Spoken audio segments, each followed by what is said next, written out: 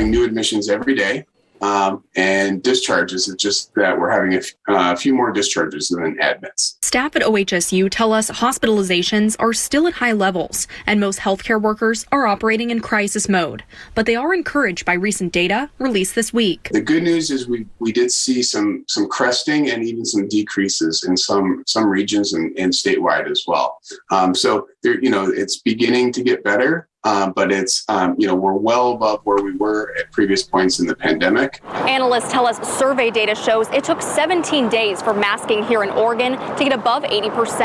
That's considered the threshold for impacting hospitalizations. I'm hoping that, that we've gotten up to a level where we have some herd immunity that's building, and that's keeping it slow. But certainly if we all go back indoors to high-risk environments, then we can still get transmissions. Public health experts tell us there are still unknowns in the months ahead, including changing weather and kids back in the classroom. I think we know better now than we did a year ago. That I hope this holiday we are not going to be in the same spot that we were last year. Within the next week, analysts anticipate death rates in Oregon will peak. Carlos Crespo says people should still remain cautious. We're in September, and our hospitalizations, our deaths are actually higher than they were last year. So I don't think we should lower our guard.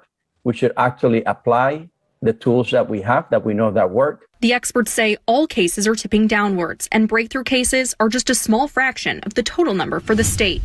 Well, Catherine, things are going to be a little similar and also a little different than they were from the last time we had a vaccine rollout, and that's only if this is approved. These shots won't be coming from places like the convention center. Instead, they would be coming from places like doctors' offices or even pharmacies. But it could be similar to last time because this will only be for a certain group of people. And just like last time, that group of people is a little concerned about how this could go. Fully vaccinated people may need to roll up their sleeves again. An advisory panel to the Food and Drug Administration has recommended booster shots for people 65 and older or in the high-risk category. Jim Goddard is one of those Oregonians. A booster makes sense to me, but I'd like to know that it's safe to do it. Katu first met Goddard earlier this year when he and his wife were struggling to get an appointment to get their first shots.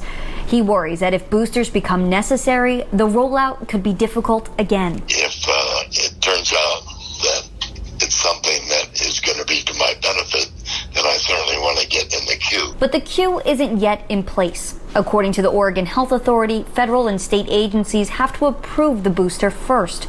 OHA says that could happen by the end of next week, but until then, people have to wait. K2 reached out to several county health departments about their plans to administer a booster. The only agency to respond with a statement was Multnomah County. They say once they get federal and state approval, they will incorporate the booster recommendation with their current vaccine strategy. Until then, Multnomah County says they are focusing on getting more unvaccinated people the shot and preparing to vaccinate younger school-aged children when they're able to do so. Now, while there is a lot of talk about booster shots right now, Multnomah County wants to add that there is no reason to panic if you are not yet eligible for a booster or if you are not in that category where you would need to get one. If this is approved, they want people to know that even if they have gotten their first and second shot more than 6 months ago, they are still doing everything they can to keep themselves protected from the coronavirus. Well, Catherine, it all depends on what business you talk to. Certain restaurants we spoke to actually tell us that they're going to continue with outdoor dining. A lot of them have invested a lot in their outdoor structures, putting on roofs and also adding lights to make sure that diners would be comfortable, regardless of how dark it gets or how cold it gets. But others don't want to go up against the weather and the virus, so they're going back inside for the first time. A weather forecast will no longer devastate Palomar owner Ricky Gomez. We need to really try to operate as a profitable business, and losing those days due to weather, whether it's heat or rain, are just no longer in the cards for us. With cooler and wetter temperatures coming in the next few months, the Southeast Portland Bar and Restaurant has transitioned from their rooftop location back to their original space. Being back indoors gives Gomez stability from Mother Nature, but the move does make business more vulnerable to coronavirus fears. There's demand for outdoor dining, and that indoor dining guests are a little more precautionary when it comes to indoor dining. To make staff and guests more comfortable, he's invested in 2 HEPA filters, added fans, and swapped out community tables for individual ones.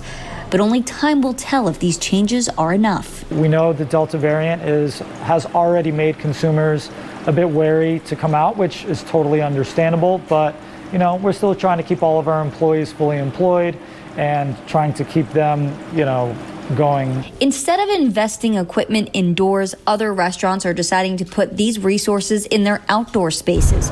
Botanist in Northwest Portland doesn't plan on returning to their indoor space anytime soon. Instead, they're preparing for another winter outdoors. This patio is our lifeline, 100%. That's why we've invested in the way we have. We have tents, we have heaters. The different approaches give customers a chance to choose their dining experience based on how comfortable they feel. But as restaurants enter a traditionally slow season, owners are just hoping customers are willing to come out. Now, Gomez says that in August, he already noticed a slowdown from summer people coming out and visiting his restaurant. He's worried that that could continue for the rest of this year. Not yet, Steve. I was expecting it to drop within the last hour or so, and I still haven't got that information. But I asked ODE for more specifics about the mitigation strategies inside schools, because places like Reynolds High School have been in session for only about a week and a half, and they're already having to go back to distance learning. The latest numbers now show 4 people at Reynolds High School have COVID and more than 900 are quarantined. With nearly a third of the high school stuck at home, the school will temporarily transition to distance learning. When you look at the numbers, we see 1 case yesterday. It has grown to 4 today. 4 cases causing an entire school to move to remote learning. How do you prevent that in the future? Is just this small handful of cases always going to mean CDL? No. The way that we're going to mitigate it is this is an issue not of infections, it's an issue of quarantine. Principal Wade Bakley says keeping the strongly encouraged 3 feet distance between students in the classroom isn't possible at all times. Other school districts like Portland and Beaverton told me the same. Reynolds says it's going to take time over the next week to rework seating charts and scrutinize cohorts. Additionally, it'll be asking families to voluntarily share their kids' vaccination status. If a fully vaccinated student comes into close contact with someone who's COVID positive and they don't have symptoms, they won't have to quarantine. It's all in hopes history won't repeat itself. Our families and students are disappointed, and we will make every effort to make sure that this is not something that comes around again. So parents out here can expect to be asked about their kids' vaccination status. Again, revealing that information is optional. But if your kid is vaccinated, well, that could reduce the chance that they'll have to go home and quarantine with you if they're exposed at school.